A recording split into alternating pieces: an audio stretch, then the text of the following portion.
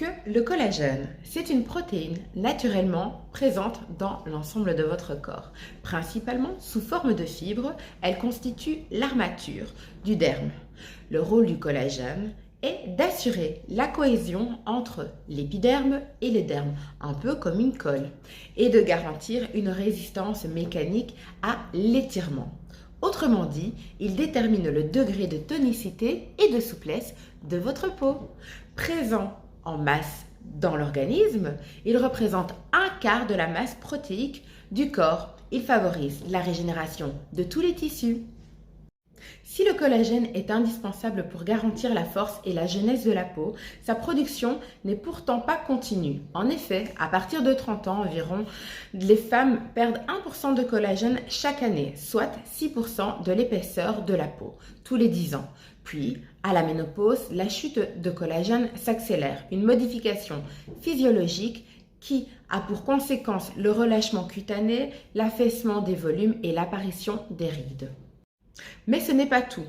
Douleurs articulaires, sécheresse, ongles et cheveux en moins bonne santé, problèmes digestifs et j'en passe. C'est pourquoi de plus en plus de personnes se supplémentent en collagène.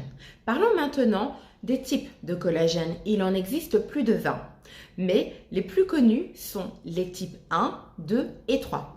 Le collagène de type 1, le plus répandu, se trouve au niveau de la peau, le type 2 au niveau des articulations et le type 3 se trouve au niveau des muscles et des vaisseaux sanguins. Et il est très souvent associé au type 1. Si vous deviez acheter un collagène que vous preniez de type 1, 2 ou 3, il agira sur la peau, les articulations, le relâchement cutané, l'élasticité, le système digestif, la cellulite. Ce qui fera la différence dans votre choix, c'est là où les problématiques que vous désirez traiter. Si vous avez un réel problème articulaire, partez sur un collagène de type 2, car en plus de sa base, il sera très sûrement accompagné de sulfate chondroïtine ou de glucosamine, mais vous aurez quand même une action sur la peau, surtout s'il contient de l'acide hyaluronique, du zinc. Et à contrario, si vous avez un souci premier, c'est de traiter les rides, relâchement, optez pour un collagène de type 1 et on aura malgré tout une action sur les articulations. À présent que vous voyez plus précisément ce qu'est le collagène et comment fonctionnent les différents types de collagène, nous allons voir une photo de la peau. Là, on voit une peau jaune. La couche cornée et l'épiderme sont sans relief. Et au niveau du derme, on voit que l'élastine est présente en masse. Les fibres de collagène sont entières et les fibroblastes qui fabriquent l'acide hyaluronique sont là en grosse quantité également.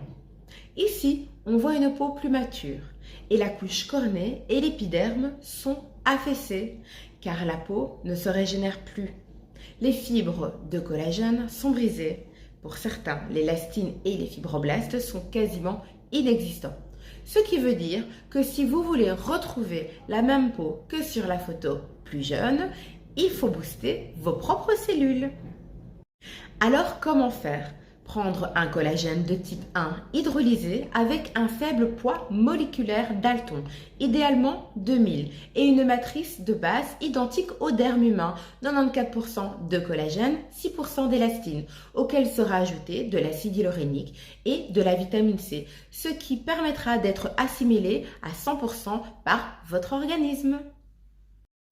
Voilà, j'espère que je t'aurai éclairé un peu plus sur le collagène et si tu veux en savoir davantage, n'hésite surtout pas à me poser des questions en message privé ou encore à me suivre. Sur ce, je te souhaite de passer une super belle journée. Bisous bisous, ciao.